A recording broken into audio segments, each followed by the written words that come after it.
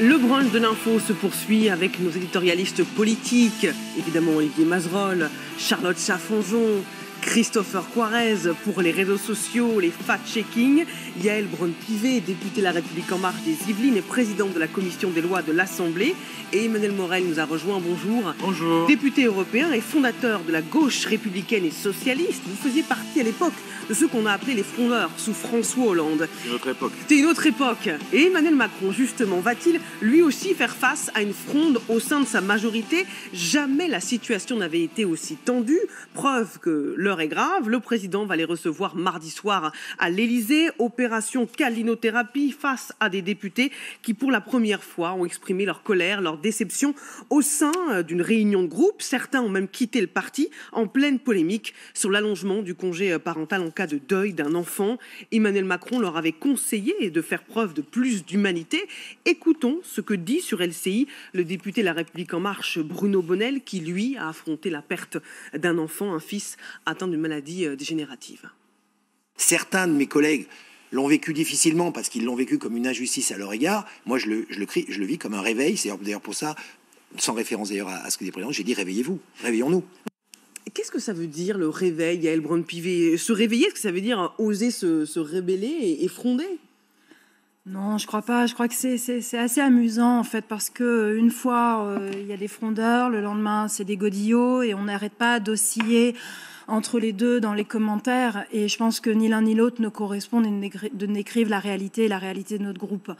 Notre groupe est constitué de gens qui viennent d'horizons extrêmement variés, avec des expériences politiques très différentes, des gens qui viennent de la société civile, qui veulent tous bien faire, qui veulent tous s'impliquer et qui veulent tous, qui croient au projet présidentiel. Est-ce que frondeur, c'est un gros mot? On peut aussi dire que frondeur, c'est une sorte de lanceur d'alerte au sein de la majorité. Je ne sais pas ce que veut dire frondeur. Je pense que votre autre invité pourra mieux vous l'expliquer puisque lui, il l'a vécu. Moi, ce que je vois, c'est un groupe qui échange beaucoup, alors qui peut-être plus qu'avant se dit les choses, dit les choses au gouvernement. Parlons pas de frondeur, mais le réveil, est-ce que ça ne signifie pas quand même qu'on ne peut pas comprendre pourquoi une députée de votre groupe prend la parole pour dire c'est quand même facile de faire de la compassion sur le dos des entreprises. Voilà, ça c'est un propos qui ne peut pas passer. Voilà. Mais après, en dehors de la fronde, vous voyez. Comment une députée peut-elle en arriver à formuler une phrase de cette nature? Mais parce qu'elle a travaillé le sujet, parce que c'est tellement facile de prendre un sujet, n'importe quel sujet, de le mettre sur la table et de dire c'est blanc ou c'est noir. Et bien nous, sur ce sujet que vous évoquez en particulier, on voulait mieux faire, parce que c'était mal fait, oui, mais c'était mal rédigé, c'était incomplet. La phrase ne laisse pas entendre ça du tout. Vous êtes proche. Vous êtes proche de vos électeurs, vous êtes des députés, vous l'avez dit tout à l'heure, vous représentez vos électeurs. Comment voulez-vous qu'un électeur comprenne cette phrase? Mais parce que nous, au fond, on voulait mieux faire pour tous nos électeurs et que la proposition de loi qui était proposée ne concernait qu'une partie de nos électeurs. Donc moi, on ne peut pas laisser dire des choses fausses parce que c'est pas faux. Olivier Mazerolle cite une députée, mais on peut citer la ministre du Travail puisque c'est par là que vient c'est de là que vient le problème. Et elle dit on ne peut pas faire payer 100%, on ne peut pas faire payer 100% aux petites entreprises, les frais de cette décision politique. Donc ce n'est absolument pas une volonté de mieux faire. Elle le dit. Elle dit juste qu'il faut que ça concerne tous les Français. C'est une volonté de ne pas faire payer les entreprises, qu'on soit d'accord ou pas avec ce débat. La question n'est pas là. La question n'était pas le débat ne tournait pas autour l'idée de mieux faire ou moins bien faire, il tournait autour de qui on fait payer. C'est l'acte de solidarité. Je suis parlementaire, j'ai vu les débats et le débat tournait autour d'une mesure qui n'était pas suffisamment travaillée et qui était incomplète. Et que le souhait et du gouvernement et de la majorité, c'était de faire mieux. Ça, c'est les éléments de langage que vous avez trouvés après la polémique parce que beaucoup de gens étaient choqués. C'est ce qui explique le vote et c'est très différent. Maintenant, nous, ce qu'on va faire là, c'est mieux faire et plus. Maintenant, vous n'êtes pas d'accord avec nous, c'est très bien et c'est ainsi.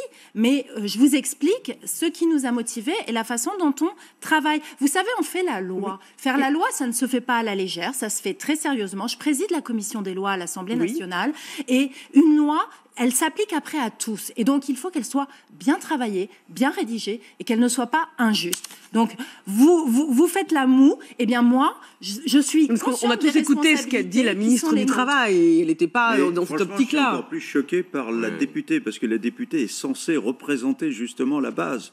Alors que la ministre, bon, c'est le gouvernement, la comptabilité, le budget, tout ça, ça compte.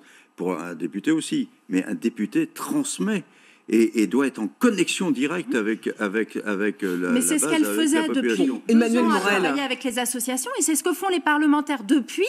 Ils se sont réunis à plusieurs reprises avec les associations, avec l'exécutif, avec le député qui avait porté cette proposition de loi, pour voir faire la polémique, ce que l'on va pouvoir apporter comme réponse globale. La question à tout le que l'on monde. pose aujourd'hui, Emmanuel Morel, avec vous, c'est le rôle du député. Et regardez ce que dit en off un ministre au Figaro. Pour moi, un député de la majorité ne sert à rien. Il est là pour voter, avoir une mission de temps en temps et surtout fermer sa gueule. Fin de citation. C'est ça un député? Ça se tait ou ça s'en va? Ça, c'est les institutions de la Ve République qui poussent, et avec M. Macron c'est particulièrement flagrant, à ce que tout soit soumis à l'exécutif.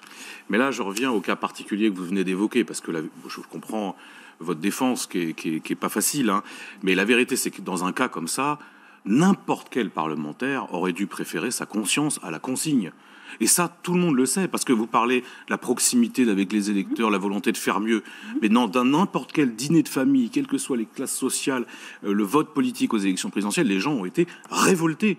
Et c'est normal. Et plutôt que d'essayer de chercher je ne sais quel argument, c'eût été préférable de faire financer par la solidarité nationale, même le MEDEF, même Madame Parizeau et Monsieur Geoffroy de Bézieux ont dit, Rue de Bézieux ont dit, mais attendez, qu'est-ce que c'est que ce débat? Évidemment que les entreprises seraient prêtes à payer pour un drame aussi affreux. Donc là, plutôt que de chercher des arguties, je pense qu'il fallait tout simplement s'excuser. Vous ne l'avez pas fait, mais j'en reviens à la question de la fronde. Moi, je ne crois pas qu'il y ait de fronde. Il y a des remous.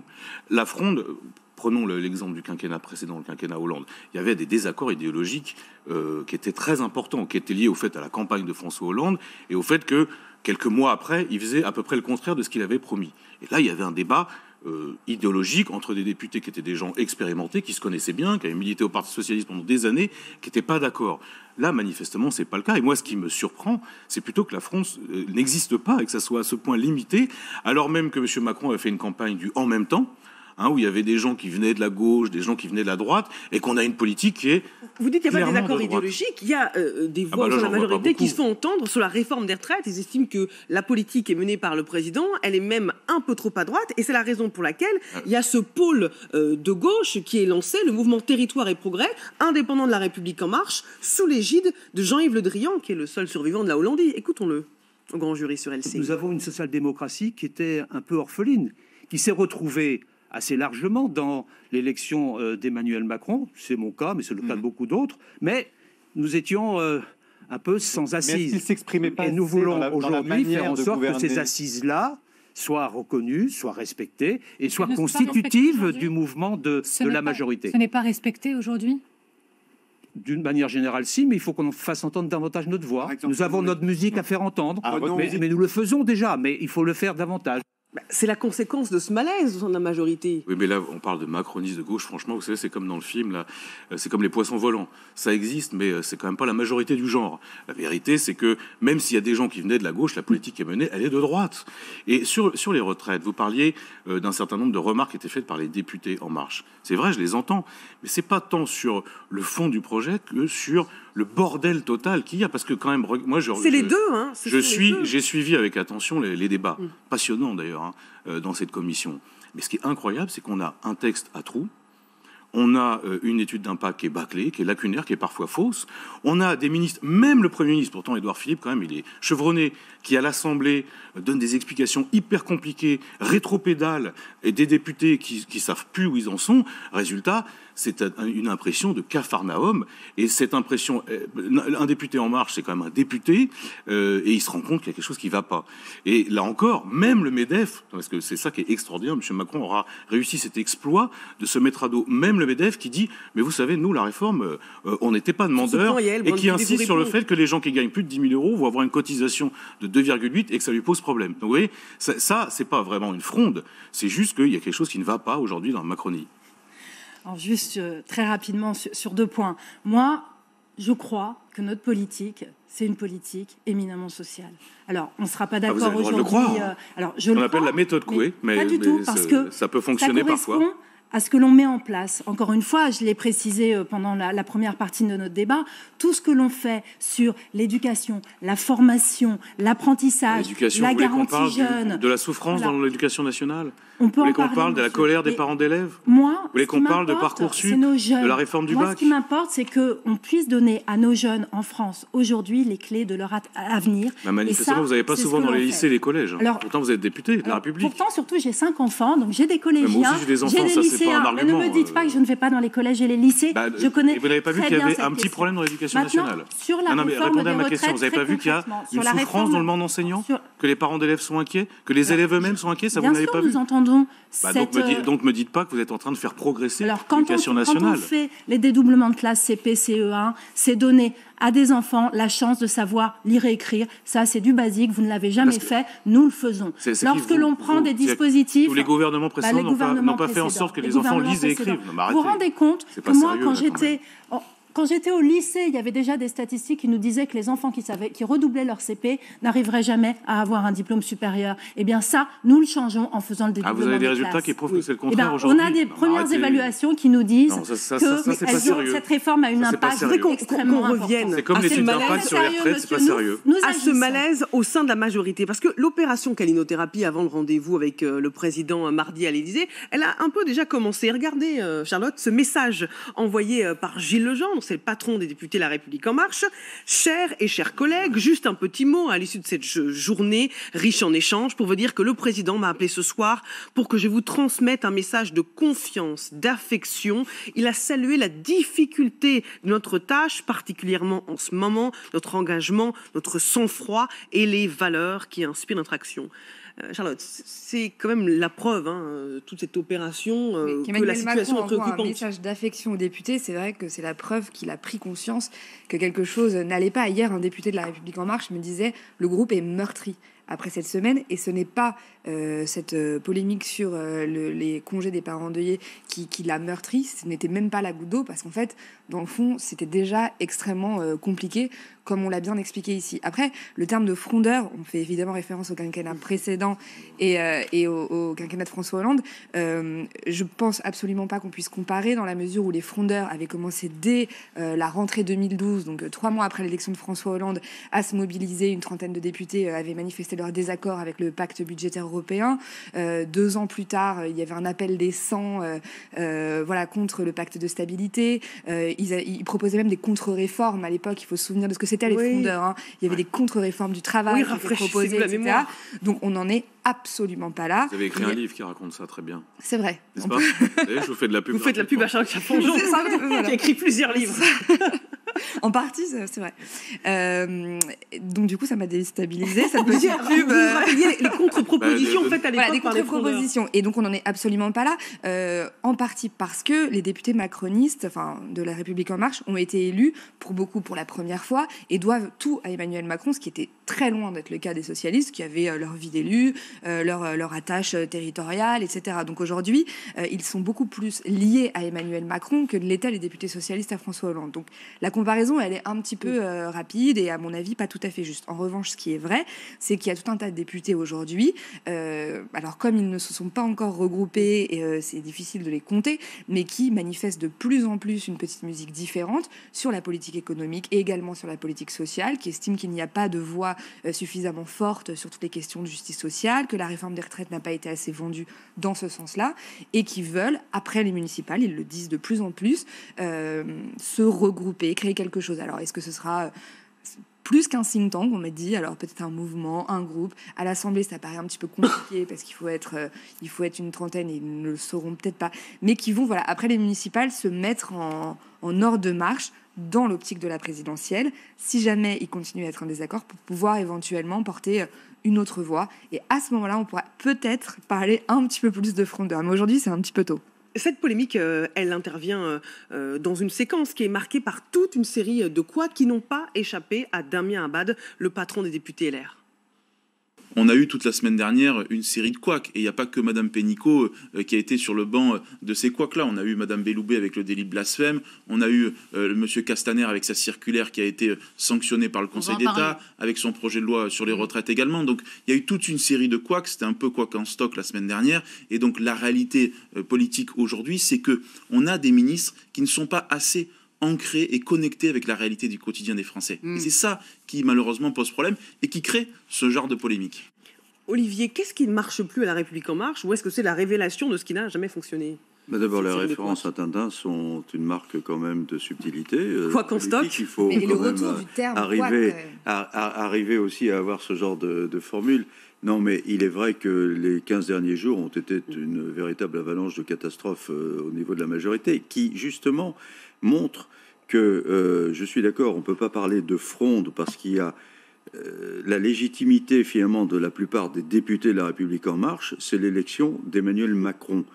Auparavant, les députés socialistes ou de droite qui étaient élus dans la foulée d'une élection présidentielle avaient aussi leur légitimité propre politique du fait de leur antériorité dans la vie politique. Ce n'est pas le cas d'une grande partie, en tout cas, des députés actuels de La République En Marche. Et donc, ils sont soumis, si je puis dire, sans le vouloir, mais ils sont soumis aux variations saisonnières décidées par l'exécutif, qui, il faut bien le dire, est plutôt vasouillard à certains moments. Quand Nicole Belloubet, qui quand même commet une faute de professionnelle, c'est une technicienne du droit, comme vous, madame, et qui laisse entendre que finalement le droit de blasphème n'est pas autorisé en France, c'est plus qu'une faute politique. C'est évidemment une faute politique, mais c'est aussi une faute technique et qui devient pratiquement indéfendable. La circulaire Castaner, c'était un tripatouillage qui a été reconnu d'ailleurs alors de façon incroyable par le ministre, puisque le Conseil d'État formule son avis. Dans les 3 jours, il revient à la circulaire classique qui existait auparavant, sauf qu'il est revenu à 3500 au lieu de 1000. Bon, ça, d'accord. OK.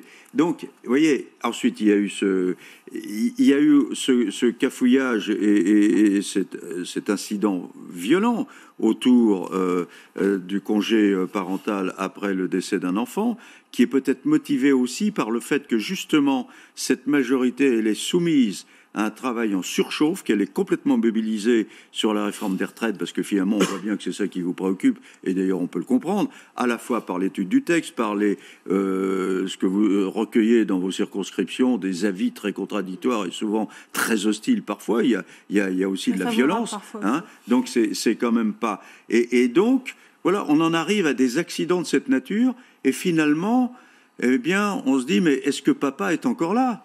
Est-ce que papa nous aime encore? Papa, c'est le président Macron. Et fait vraiment, a toujours raison. Voilà. Christopher, ça fait rire madame la députée de la majorité. Les frondeurs, le mot, on va le laisser à la gauche, ce qui appartient. Alors j'ai ouvert le dictionnaire des synonymes. J'en ai 2. Bon, dites-moi, perturbateur, c'est peut-être un peu fort. Ouais, non, ça correspond pas à la réalité non plus. Les contestataires, ça passe bien? Non plus. Non, va falloir trouver autre chose. Autre chose? Oui, autre chose, parce qu'il faut... Pour décrire cette réalité, elle est complexe. Moi, vraiment, hein, je vis le groupe depuis 2 ans et demi. En plus, à la place qui est la mienne, j'assiste à beaucoup aussi, parfois, d'arbitrage, de débats sur des sujets que je porte, qui ne sont pas les sujets les plus simples, hein, sur l'immigration, sur la sécurité, etc. Moi, je vois beaucoup d'échanges et beaucoup, vous allez peut-être être surpris, mais de respect entre nous et de respect des opinions différentes. Parce qu'on appartient à un même groupe. Alors, je ne vous décris pas un monde idyllique, mais je vous décris un groupe qui débat et qui, évidemment, n'est pas d'accord sur tout. Évidemment. Mais on est plus de 300 et on ne peut pas être d'accord sur tout. En revanche, on est d'accord sur une chose, c'est sur notre volonté de transformer la France et notre fidélité, effectivement, à notre engagement premier. Donc, ce n'est pas à notre papa, monsieur Mazerolle, mais c'est notre fidélité à cette promesse de renouvellement, de transformation. Et celle-là, ça nous anime, mais on s'est chevillé au corps. Oui, mais la transformation, elle peut avoir plusieurs formes, si je puis dire. Et c'est pour ça qu'on débat après, qu'on discute et qu'on n'est pas d'accord sur tout. Mais vous parlez de la promesse de renouvellement, etc. Je pense, alors si on ne dit pas les frondeurs, je pense que c'est plus de la frustration qui les anime. Ils sont frustrés d'une certaine promesse de renouveau, de monde nouveau, de pratiques, etc., qui finalement ne sont pas si nouvelles que ça. On voit bien que Emmanuel Macron, confronté au réel, il est bien obligé de faire de la politique.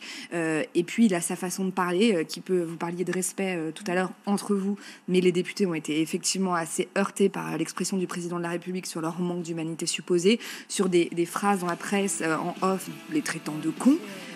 Les offres de la presse sont terribles. Moi, parce qu'en plus, on ne sait. Mais ça qui la faute, c'est partout pareil, n'est-ce pas, Emmanuel Morel? Bien sûr, ça existe depuis longtemps, les offres de la presse. Évidemment que se faire traiter de con par des ministres, c'est pas acceptable. Mais c'est des offres. Moi, j'aimerais bien savoir si effectivement, en vrai, il y a un ministre qui pense cela. À votre avis. Alors, je ne pense pas. Le off est une loi qui n'est pas toujours respectée par les confrères. Pour ma part, je l'applique depuis, ça fait un certain temps que j'exerce ce métier. Pourquoi ? Parce que ça permet justement d'obtenir des informations, mais on n'a pas le droit de les inventer non plus. Par ailleurs, c'est les piliers de la Macron. On marque une pause. Merci beaucoup Emmanuel Morel d'être venu dans le brunch de l'info. Merci Yael Braun-Pivet. À suivre, les municipales sont-elles déjà perdues pour La République En Marche? On en débat. À tout de suite.